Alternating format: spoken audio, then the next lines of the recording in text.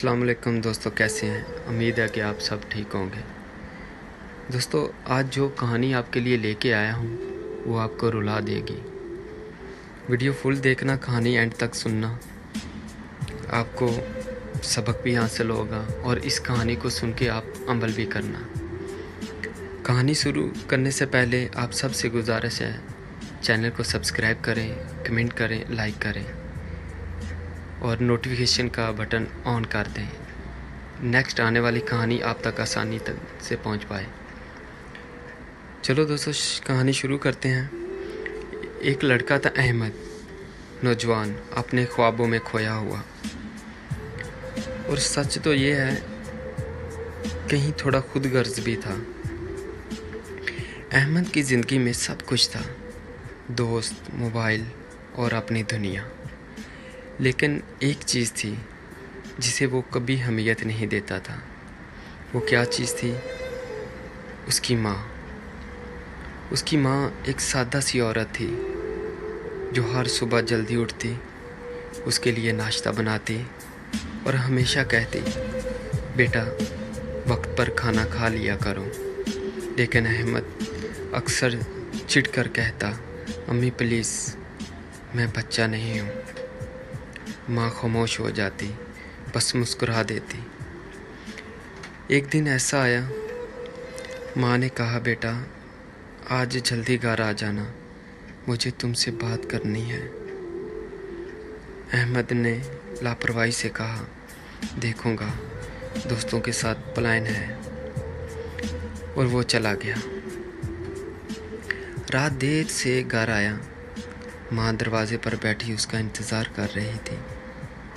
बेटा खाना रख दिया है, खा लो। अहमद ने गुस्से में कहा, मुझे भूख नहीं। वो अपने कमरे में चला गया। माँ ने आस्था से कहा, ठीक है बेटा। वो रात माँ ने अकेले बैठकर गुजार दी।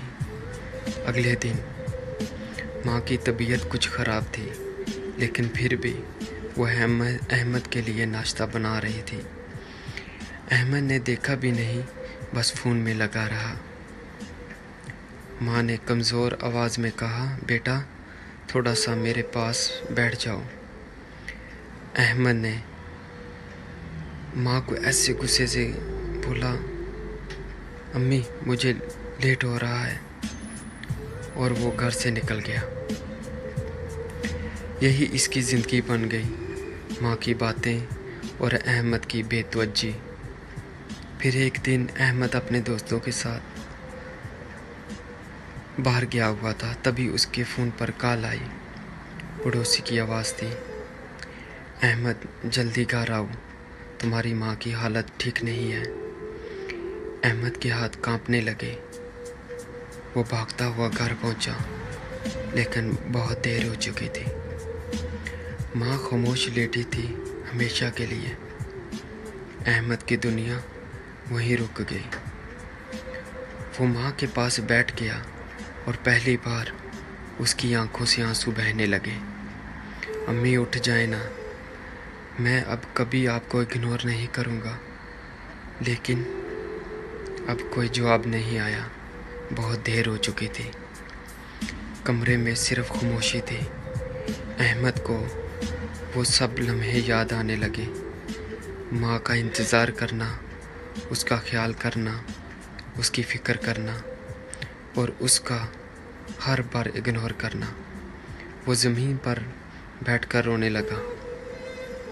अम्मी मुझे माफ़ कर दें, मैंने आपकी कदर नहीं की। लेकिन अब सिर्फ पछतावा बाकी था। कुछ दिन बाद अहमद बिल्कुल बदल चुका था। वो अब हर माँ को देखकर रुक जाता, उनकी मदद करता, लेकिन अपनी माँ को कभी वापस नहीं ला सकता था।